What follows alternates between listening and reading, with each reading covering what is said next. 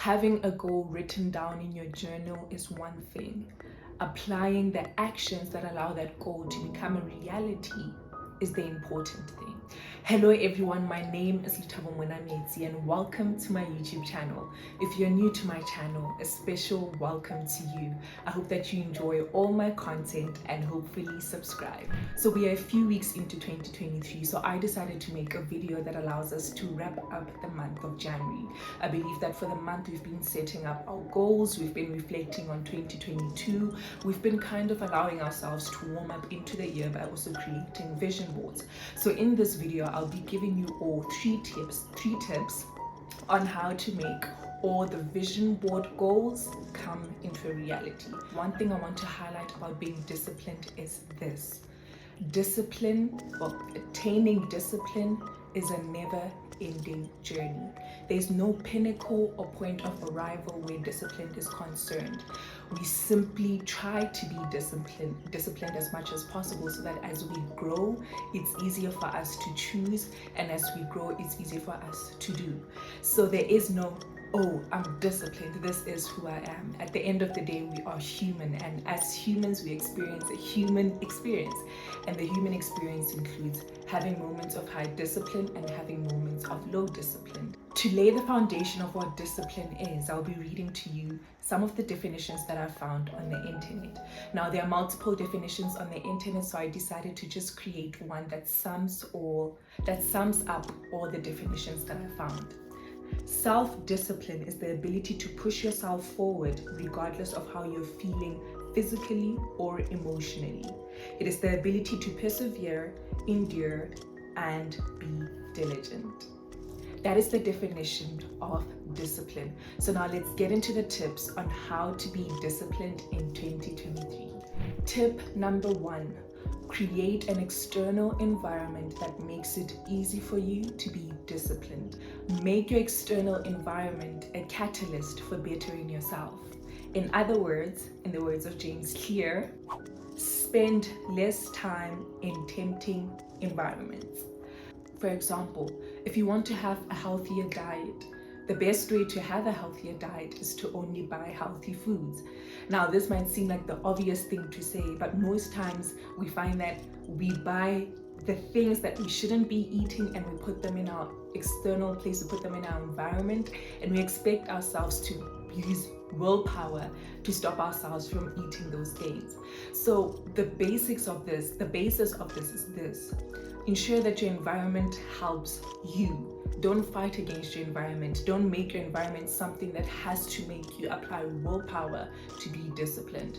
Buy the healthy foods. Choose things that make it easy for you to kind of chase what you want to achieve. These are ways to kind of make it easy for you to remember that, hey, I have this goal in mind. Therefore, these workout clothes, these healthy foods, whatever it is you want, all these things are helping me chase that goal that I want, even when I don't feel like it or even when I don't have it at the back of my mind. Tip number 2. Now, you all know that I'm Christian and I'm a firm believer of Christ. So my tip number 2 is invite God into your journey. For me, this is important because when we pray and ask God to walk with us as we become more disciplined, we kind of surrender and we kind of allow Him to help us in our journey. I believe that God gives us that supernatural ability to push through how we're feeling a lot of the times. God gives us that supernatural ability to not even recognize that we're pushing past what we are feeling. I think in inviting God, we acknowledge the fact that, hey, we are spiritual beings having a physical experience. We are spiritual beings having a human experience. So just that was me creating the code. We are spiritual beings having a human experience.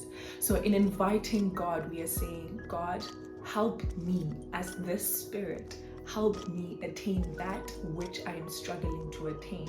In this moment, I'm struggling to be disciplined. So I pray to you to help me walk in this journey. And this is not to say we sit and wait for God to plant an eagerness to be disciplined. It's rather to say we are acknowledging the fact that in our moments of weakness, He is our strength. Tip number 3 is be compassionate and kind to yourself. The more compassionate and kind we are towards ourselves, the more likelier we are to persevere. This is so because we give ourselves grace.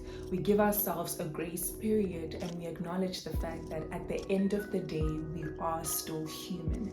And in our humanness, or in our human experience, we are bound to have days when we just don't feel like pushing past our feelings or physical beings. It is what it is. It is what it is for all of us. Like, there's no other way we can change that. So in being compassionate and kind to yourself, in being compassionate and kind to ourselves, we allow ourselves to be like, hey, I failed today, but I'm going to try again tomorrow. If you fail again tomorrow, you say, hey, I failed, but I will try again. At the end of the day, attaining discipline is about how much you choose to stand up no matter what. Attaining discipline is about how much you choose, is about how much you keep trying even as you fail. It's not about having 30 days of doing something vigorously before it becomes set in your system. It's about choosing to do something no matter how difficult it is, or sometimes choosing to do something even when you know that you failed a couple of times. Repetition is key. Repetition is what we are chasing when discipline is concerned. The days, the time do not matter. As long as you stick towards the course, that's you being disciplined. So be compassionate and be kind to yourself. Allow yourself to have that failure days. And I'm not saying allow yourself to get away with it. I mean, no, but I'm saying don't punish yourself. Don't beat yourself up. Don't be so hard on yourself. Allow yourself to grow into this new habit that you're trying to build. Allow yourself to grow into this new skill that you're trying to achieve. At the end of the day, it takes time. And being compassionate and kind to yourself allows you to be patient with yourself. The same way we are compassionate when kids are learning how to walk, and even when they fall, we're like, hey, get back up. We need to do the same with ourselves. We need to be that kind to ourselves so that we know that, hey, I'll get there one day. Having a goal written down in your journal is one thing. Applying the actions that allow that goal to become a reality is the important thing. I truly believe that in being disciplined, we allow ourselves to manifest that which we hope for. Unfortunately, we cannot become that which we hope for without doing the rough work, which is the in-between. So I hope that these tips were helpful and will hopefully make your 2023 a better year in terms of all the goals that you get to achieve. I will see you next time. My name is Lethabo Monametse. Don't forget to subscribe, don't forget to like, and don't forget to comment if you have anything that you would like to share. If you'd like someone to hear this video, please do share this video as well. Till next time, bye.